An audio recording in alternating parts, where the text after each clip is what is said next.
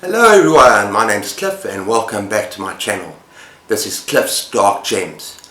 Today we're going to be doing something a little different. I'm going to be talking about some of my favorite dark, non-horror gems. Stay tuned.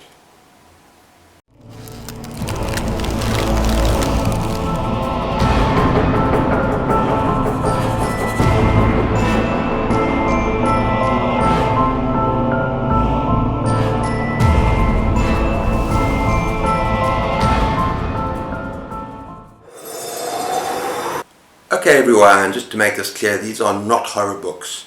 They haven't been labelled as such, and most definitely fantasy or sci-fi or whatever I pick, that is their genre.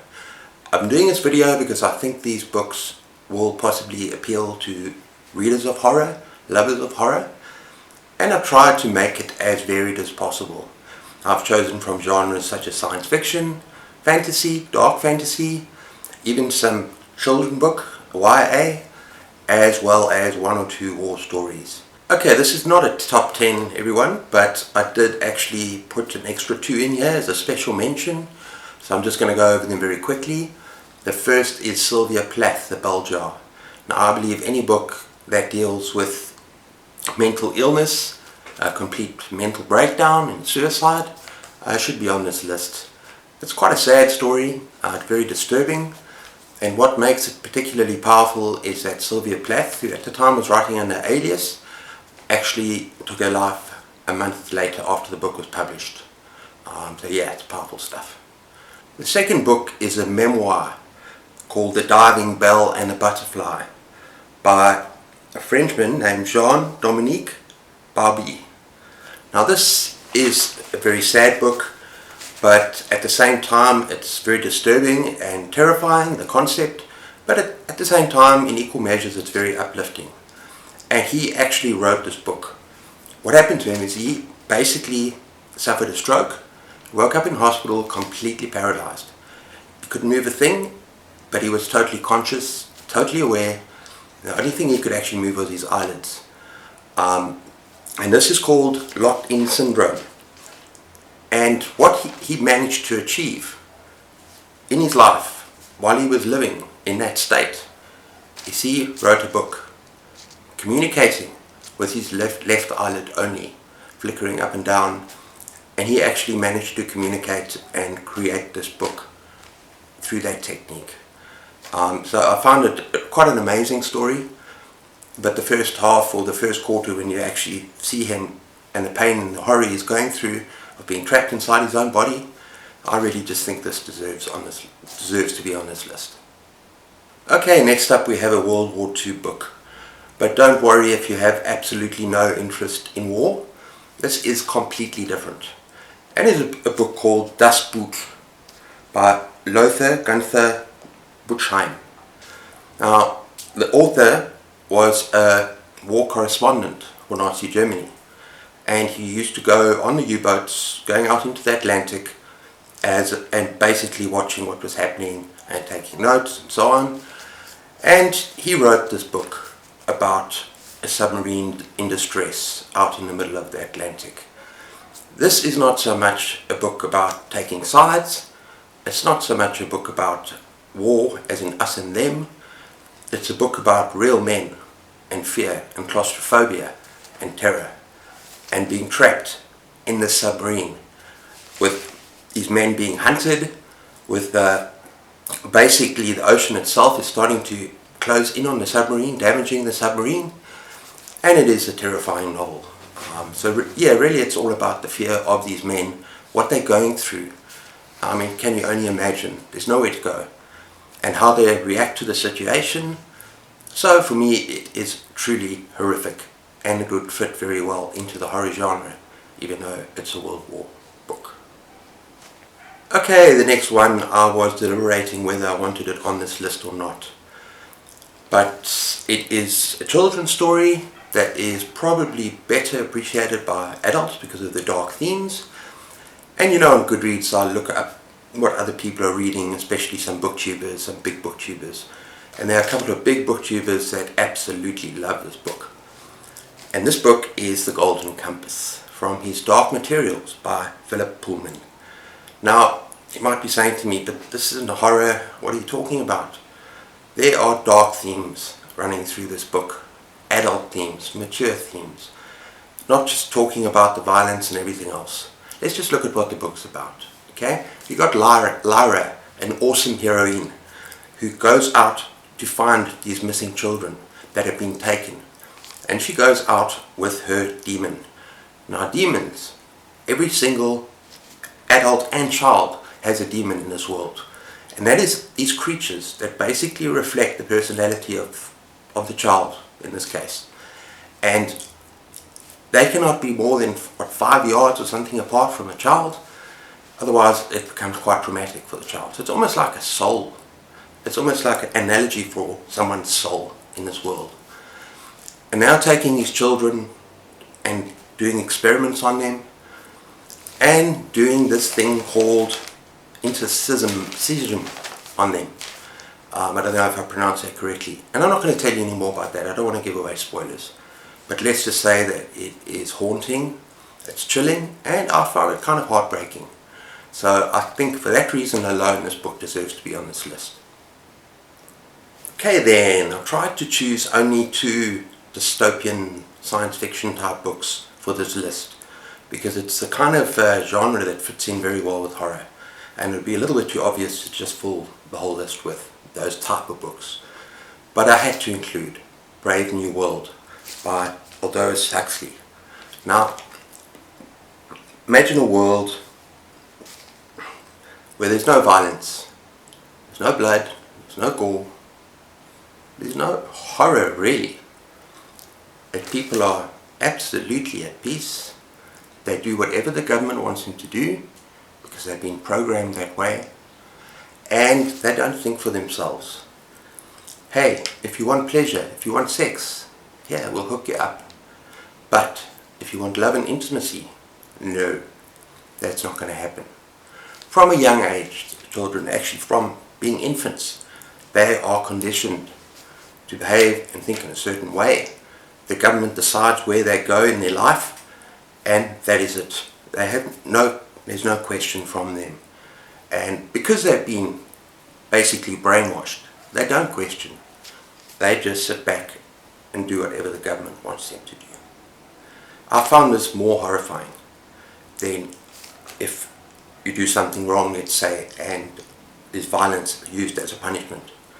In the case of this book, there's drugs that give you great pleasure. So if you're feeling a little anxious about things, I don't know whether this is the right place, or I don't know why I'm feeling anxious, don't worry, we'll give you Soma, a drug, and you'll feel all better. In fact, better than that, it'll give you pleasure. This for me is a terrifying world, and I find this book relevant even in today's world. That is Brave New World. Okay, next up we have a book that I spoke about on a tag video not too long ago, and that is Lord of the Flies by William Golding. And yes, it's a school read.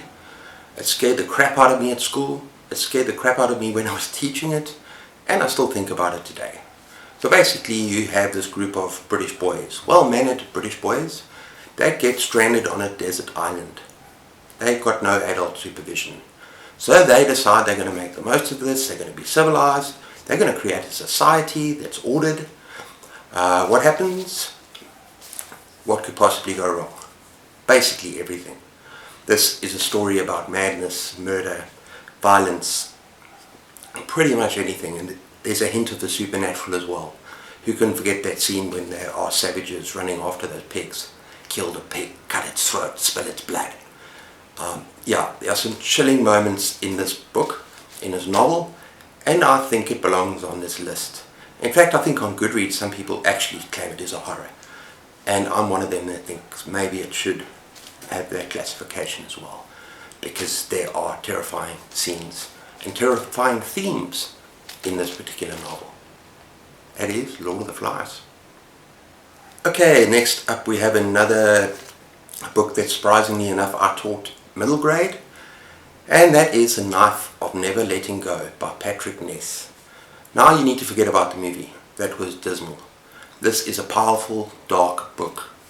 It starts off in this town, in this world, with Todd, this boy, living amongst men only. There are no women in this world. And there's this thing called the noise, where every single person can hear every single other person's thoughts. No matter how dangerous and dark those thoughts are, it's just one big noise. So you can imagine walking around and you're trying to censor yourself, but you're feeling angry, or you're feeling lustful, and you're feeling sexual, or you're feeling murderous. Everyone can hear what you're thinking, and I find that pretty damn disturbing.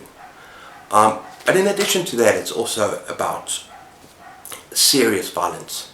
It is a brutal book.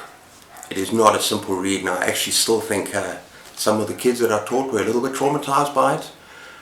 But it is well worth a read if you like anything dark and disturbing and terrifying. In fact, the violence sometimes is so brutal, I just thought, wow, I can't believe I'm teaching this. That is The Knife of Never Letting Go. And it is part of a longer series. I think the second one is Something Knife. I've read the entire series, but the first book really stuck with me. This book is also a dangerous coming-of-age story. And just for a warning, it's very heartbreaking, and besides the graphic scenes of violence, there is also animal harm in this book. So if you're going to go into it and you're a little bit stressed about that, perhaps don't read this book. That is The Knife of Never Letting Go. Okay, next up we have Neverwhere by Neil Gaiman. Now this is my only dark fantasy entry on this list. I could have put so many more because dark fantasy and horror almost seem to be so close together, but Neil Gaiman really touches on some dark themes in this book. It's about London, the underground, the underworld of London, and about this normal everyday man. He's a real everyman, low on self-esteem. I think his girlfriend's having problems with his girlfriend, and he ends up doing a good deed, and he gets whisked away into this other world with strange monsters and creatures and rats. And there are two of the most menacing, terrifying villains that are basically chasing him. And I found this a very, very, very entertaining read. Not so much just pure horror, but it was creepy and unsettling. And there were some darker moments as well. That is Neverwhere by Neil Gaiman. Next up we have Empire of the Sun by J.G. Ballard. Now this is my final World War novel, and it's also very unique in the sense that you are seeing the surroundings through the eyes of a child, and he is in a Japanese prison camp and surrounded by misery and disease and death. And this is actually based on the author's own experiences in World War II, where he was held captive in a prison camp as a child. So it gives it a very interesting twist and makes it quite powerful. Now, the thing about this story is that I suppose you could call it a really messed up, twisted, sick coming-of-age story. But being a boy that young, this child adapts very quickly to his surroundings. And he behaves in almost a normal way to all this death around him. And for me, that is more chilling than anything. That he actually adapts and takes it in, and it becomes just part of his surroundings. It becomes part of the way he operates on a day-to-day basis. And that is kind of scary. He also starts favoring and even admiring the Japanese captors, which is kind of scary and gets him into trouble. I think he's asked a question once, where he wants to be a fighter pilot, and one of the other prisoners says, yeah, you can fly for the RAF, and he says, no, I want to fly for the Japanese. So a very, very scary kind of Stockholm syndrome sort of thing, and it's a terrifying story, and I found it more dark because it's told through the eyes of a child, which is always more powerful. That is The Empire of the Sun. Oh, and by the way, it was made into a pretty excellent movie as well. Okay, next up, I'm choosing a South African author for the first time on my channel. And I'm choosing Shout at the Devil by Wilbur Smith. Now, I could have chosen pretty much anything by Albert Smith, because all his tales are brutal and dark, take place mostly in deepest, darkest Africa, and there is cruelty in these tales. Yes, it reads like an action thriller. There's a lot of sex, there's a lot of action, but there is serious brutality. And I have to say that if you have any kind of trigger warnings for racism, okay, and for very brutal violence, then you might stay away from these books. Interesting thing about the author is that he was born in Zambia, and he also went to the same university as me, Rhodes University, where I graduated. And yeah, he lived out most of his days in Cape Town. He died, I can't remember when he died, but he has a massive body of work. And he also wrote about Egypt, which is a very popular series. That was also damn cruel, damn violent. But if you want a good action adventure with an edge, with a serious edge, then Wilbur Smith might be for you. Okay, next up we have Pat Conroy, The Prince of Tides. Now, I have also read The Great Mancini, I think it's called The Great Mancini, yeah, and Beach Music, and I think any three of these could have been in this list. He writes so superbly well about dysfunctional families, about abuse, in this case about child abuse, and it is dark. The movie with Nick Nolte and Barbara Streisand was a good movie. It wasn't a bad movie, but it doesn't touch on a lot of the subject matter of this particular book. There are themes of basically sexual assault. There are themes of, I think, rape. And as I said, this is a dysfunctional family. It is a scarred, wounded family with a very dark past, and they keep their secrets hidden. It is also about suicide. Now, this family live in the deep south of South Carolina, and the author does an absolutely gorgeous job of painting this setting. So look, it is a beautiful book at the same time, as a lot of these epic tales are. And there are some gorgeous themes as well of friendship and love. But as part of this list, violence, sexual assault, suicide, tragedy. There are so many dark rivers running through this novel, and that is The Prince of Tides. Okay, finally, and we're going to have a big surprise here. I've decided to include a nice long poem for you, and that is The Wasteland by T.S. Eliot. Now, this poem has stayed with me since university days, and I absolutely adore it. It is a very complex, it is a very dense poem. There's no point in trying to go through the whole poem with you now. That would take hours.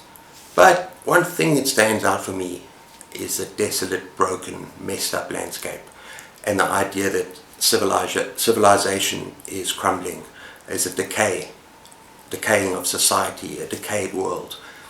And I thought I'd just read something to you very quickly. Just a small, tiny bit of part of the poem. Okay, so here we go. What are the roots that clutch? What branches grow out of this stony rubbish, son of man? You cannot say or guess, for you know only a heap of broken images where the sun beats, and the dead trees give no shelter, the cricket no relief, and the dry stone no sound of water. Only there is shadow under this red rock. Come in under the shadow of this red rock, and I will show you something different from either your shadow at morning striding behind you, or your shadow at evening rising to meet you. I will show you fear in a handful of dust. Okay everyone, so that's my dark non-horror gems for today. I hope you enjoyed that. Let me know what you think. Have you read any non-horror that you consider particularly dark? You know, sometimes I think it's important that we expand our horizons a little bit beyond just horror novels. Obviously that's most of what I'm going to talk about, but I really hope you enjoyed it. Let me know in the comments below.